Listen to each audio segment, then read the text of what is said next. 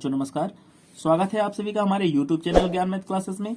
और प्रश्न बैंक के सोल्यूशन का ये हम थर्ड चैप्टर की सीरीज में पहुंच चुके हैं। तो अब देखिए थर्ड चैप्टर का जो पहला क्वेश्चन है वो क्या लिखा हुआ है।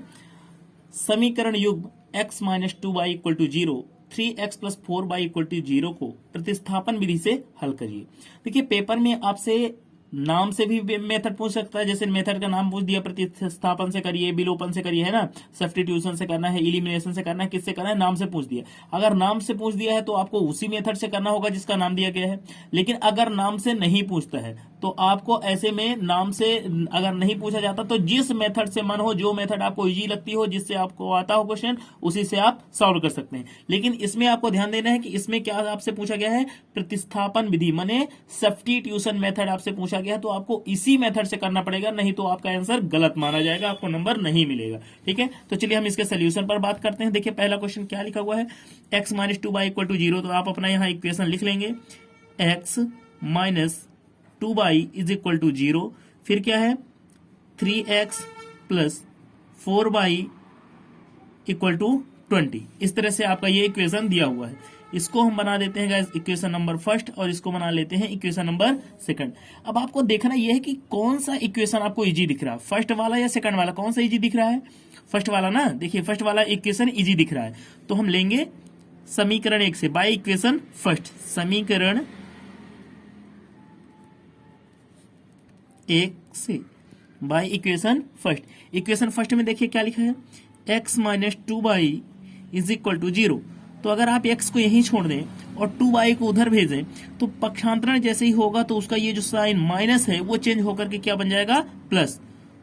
तो गाइज ये क्या बन गया, x इक्वल टू 2y। इसको हम दे देंगे इक्वेशन नंबर थर्ड और लिखेंगे x का मान समीकरण 2 में रखने पर, putting the value of x in equation number second.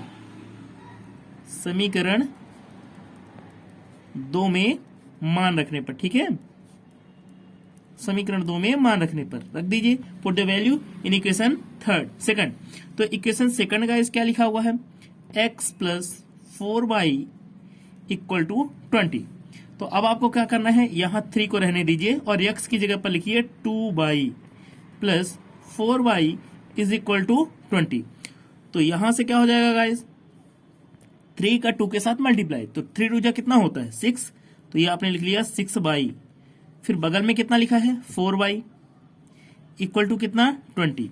6 और 4 मिलकर के कितना होता है 10। तो ये बन गया आपका 10y इज इक्वल टू कितना 20। तो y इक्वल टू हो जाएगा इस 20 अपान कितना 10, 10 2 y इक्वल टू कितना आ गया 2। अब y की वैल्यू आप कहां पुट करेंगे, इक्वेशन नंबर थर्ड में। ध्यान रखिए थर्ड में ही पुट करना है। तो y का मान समीकरण 3 में रखने पर, अब गाइस आपको देखना 3 क्या है, तो x इक्वल टू 2y ये था, तो ये आपने लिखा है x equal to 2 into y की जगह कितना 2। तो कितना बन जाएगा ये 2 2 से कितना हो गया 4, मतलब x इक्वल टू कितना आ गया 4। तो आप लिख देंगे hence x equal to 4 and y equal to 2। ये आपका सही जवाब हो गया। तो गाइस हम बात करेंगे क्वेश्चन नंबर सेकंड की। देखिए क्या लिखा है, 2x plus 3y equal to 11 और 2x minus 4y equal to minus 24 को हल कीजिए। इसमें m का वह मान ज्ञात कीजिए जिसके लिए y बराबर mx प्लस 3 हो। ये क्वेश्चन बहुत जरूरी है और पेपर में कई बार पूछ चुका है, तो इस साल के लिए मुझे समझ में आ रहा है कि इंपॉर्टेंट है। तो चलिए इसका भी सोल्यूशन हम आपको कराए देते हैं, ठीक है। देखिए क्या लिखा हुआ है, 2x plus 3y is equal to 11। दूसरा इक्वेशन है आपका 2x minus 4y equal to minus 24। Equation first मान लिया, इसको इक्वेशन सेकंड मान लिया। अब अगर गाइस हम बात करें कि हम इसको सब्स्टिट्यूशन से ना करके, मतलब कि प्रतिस्थापन से ना करके, अगर हम विलोपन से करना चाहें तो क्या कर सकते हैं। तो विलोपन से करने के लिए क्या करना होता है, जो आपका ये वेरिएबल होता है x और y, इसमें से देखना यह है कि इनका कोफिशिएंट मतलब गुणांक इक्वल है कि नहीं। यहां देखिए 3 है और यहां 4 है, लेकिन इस वाले का इक्वल है, इसमें 2 लिखा है, इसमें भी 2 लिखा है, तो अपना काम बन गया। अब 2 2 इक्वल है, बस ध्यान रखना है साइन का, इसका भी साइन प्लस में है और इसका भी साइन माइनस में है, प्लस में है। तो दोनों का साइन जब प्लस में है तो करना क्या है, साइन बदलना है। तो आप सबका साइन बदल दीजिए, माइनस, ये माइनस था तो प्लस और ये माइनस था तो प्लस। तो इस तरह से क्या हुआ, ऊपर वाला प्लस हो गया, नीचे वाला माइनस, तो दोनों आपस में क्या हो जाएंगे, कट जाएंगे। अब ऊपर भी प्लस है, यहां देखिए प्लस, और नीचे वाला भी प्लस, तो 3 और 4 मिलकर कितना हो गया, 7 भाई। और यहां क्या हो जाएगा, देखिए 24 में 11 जोड़ दीजिए, तो 24 10 34, 1 35, ये 35 हो गया। तो बाई इक्वल टू आपका आ गया है 35/7, 7 5 जा, तो बाई की वैल्यू जो आई वो कितनी आ गई, 5। अब बाई का मान आप किसी भी एक इक्वेशन में रख सकते हैं, एक में भी रख सकते हैं और दो में रख सकते हैं, आपके पास दो ऑप्शन है। तो हम लिखते हैं बाई का मान समीकरण 1 में रखने पर, है ना, दोनों में से कहीं भी रख सकते हैं, समीकरण 1 या 2 कहीं भी रख सकते हैं।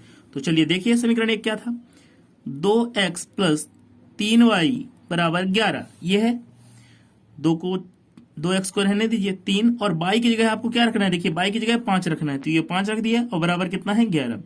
तो 2x बराबर हो जाएगा ये कितना, 3 × 5 = 15, ये 11 हो गया। 2x इक्वल टू कितना बन जाएगा, ये आपका 11 - 15 उधर जाएगा तो माइनस में साइन चेंज हो जाएगा चेंज।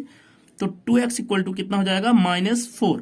तो x इक्वल टू बन जाएगा गाइज -4/2। ये 2 जो है, जो मल्टीप्लाई में आपको दिख रहा है वो डिनोमिनेटर में चला जाएगा, है ना, तो 2 से कैंसिल करिए, 2 2 जा, x इक्वल टू कितना आ गया, -2। चलिए x भी मिल गया, y भी मिल गया। अब क्वेश्चन यहां पर आपसे बोलता है कि इन दोनों के बाद भी आपको एक चीज और निकालनी है, m का वैल्यू निकालना है। देखिए m का वह मान ज्ञात कीजिए जिसके लिए उसको ने आपको एक इक्वेशन दिया है। तो क्या दिया था इक्वेशन, y = mx + 3, ये दिया था ऐसा। तो आपने लिखा y की जगह उसका वैल्यू, y का वैल्यू कितना 5, m x की जगह कितना -2 और लास्ट में +3।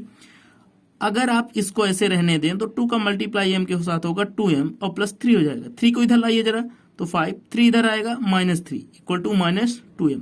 5 में से 3 घटाइए, कितना हुआ 2 और -2m, तो m इक्वल टू हो जाएगा 2/2, 2 एकम 2, m इक्वल टू कितना -1। तो इस तरह से आपको पूरी वैल्यू मिल गई, y की भी मिल गई, x की भी मिल गई और m की भी मिल गई। क्वेश्चन नंबर 3 कहता है गाइस, k के किस मान के लिए समीकरण युग्म के अपरिमित रूप से अनेक हल होंगे। आपको ध्यान रखना शर्त, अपरिमित रूप से अनेक हल होंगे। और ये आपका समीकरण दिया है kx + 3y - k - 3 = 0, 12x + ky - k = 0। सबसे पहला काम क्या है आपका, कंपेयर करना, किससे लिखेंगे, a1x + b1y + c1 = 0 और a2x + b2y + c2 = 0 से तुलना करने पर जब आप इससे तुलना करेंगे तो देखिए मान क्या निकलेगा। a1, यहां a1 लिखा है तो a1 की जगह कितना मिलेगा, k मिल जाएगा। ये b1 लिखा है तो b1 की जगह आपको मिल जाएगा 3 और c1 की जगह आपको मिल जाएगा -k - 3। a2 की जगह कितना है 12, b2 की जगह है k और c2 की जगह है -k। अब आपको करना किसके लिए है, अनंततः अनेक हल के लिए, हमारे अपरिमित रूप से अनेक हल के लिए। तो लिखिए अपरिमित रूप से अनेक हल के लिए शर्त देख लीजिए, अपरिमित रूप से अनेक हल की शर्त क्या होती है, a1/a2 = b1/b2 = c1/c2, ये आपकी शर्त होती है। तो गाइस इस शर्त का पालन करते हुए आप आगे बढ़ेंगे, ठीक है। तो a1/a2 मतलब कि कितना हो जाएगा, k/12, b1/b2 मतलब 3/k और c1/c2 -k - 3 अपान कितना -k, माइनस से माइनस कैंसिल। तो ऐसे में करना क्या है आपको, शुरू के ये दो वैल्यू लेकर के चलिए, तो k/12 और ये कितना 3/k, बीच में लगा है इक्वल, क्रॉस मल्टीप्लिकेशन, k का k में मल्टीप्लाई तो बन गया k² और 12 त्याई कितना 36 हो गया। तो इसका मतलब ये हो गया कि k बराबर हो जाएगा √36। तो 36 का वर्गमूल कितना आ जाएगा, +-6। आपका पहला आंसर मिल गया। अब दूसरे आंसर के लिए आप क्या करिए, 3/k और ये k - 3/k, k से k कैंसिल, दोनों के नीचे k है कैंसिल हो जाएगा। तो ये आपका 3 = k - 3 हो गया। इस -3 को अगर आप इधर लाएंगे तो 3 + 3, ये 3 माइनस जो था ना इधर आ गया, देखिए ये -3 जो है इधर आया तो प्लस हो गया और बचा यहाँ कितना k, तो k इक्वल टू कितना बन गया 6। तो आप लिखेंगे अतः k बराबर कितना होगा 6 होगा। सही जवाब है आपका k बराबर 6।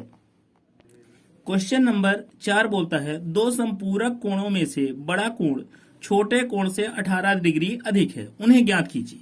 तो क्या लिखेंगे, बड़ा कोण छोटे डिग्री से बड़े कोण जो है क्या बोल रहा है कि बड़ा कोण छोटे कोण से 18 डिग्री अधिक है। दो कोण है, मान लेते हैं, माना बड़ा कोण बराबर x डिग्री, छोटा कोण बराबर y डिग्री।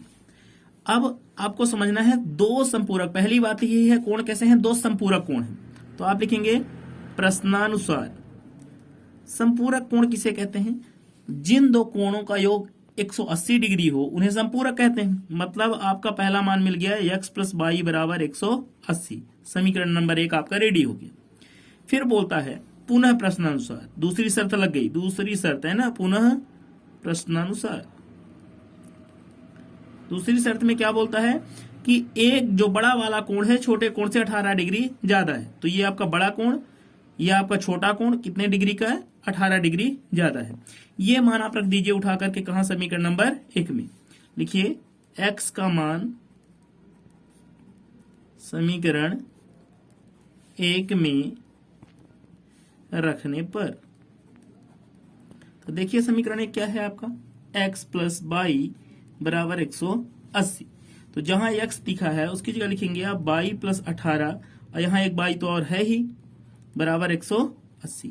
एक y और एक y मिलकर के गाइस कितना बन जाएगा, तो 2 y हो जाएगा, ये बन जाएगा 180। ये जो 18 था उसको हम भेज देते हैं दूसरी तरफ, तो -18 हो जाएगा।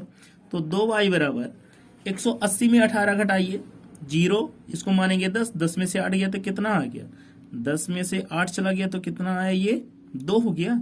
इसको हम मानेंगे कितना, 17, और एक और चला जाएगा है ना, मतलब 7 मान लिए। तो अब इसको हम जैसे ही 7 मानते हैं, 7 में से 1 चला जाएगा, कितना बचेगा 6, मतलब 162। तो y बराबर आपका आ जाएगा 162/2, 2 से काटिए, 2 8 16, 2 1 2। y का मान कितना आ गया 81, आपका छोटा कोण कितना आ गया 81 है।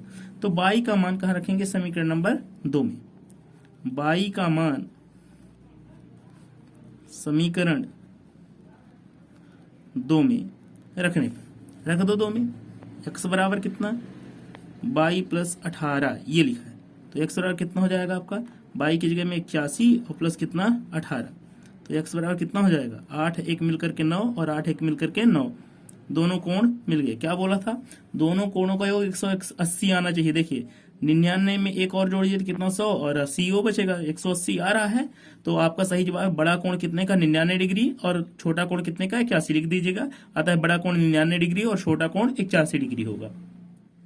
क्वेश्चन नंबर 5, p के किस मान के लिए समीकरण युग्म का अद्वितीय हल होगा, ठीक है ना। तो देखिए शर्त अद्वितीय हल के लिए पूछा है आपसे, तो सबसे पहले क्या करेंगे, a1x + b1y + c1 बराबर 0, a2x + b2y + c2 बराबर 0 से तुलना करने पर, है ना, कर लीजिए।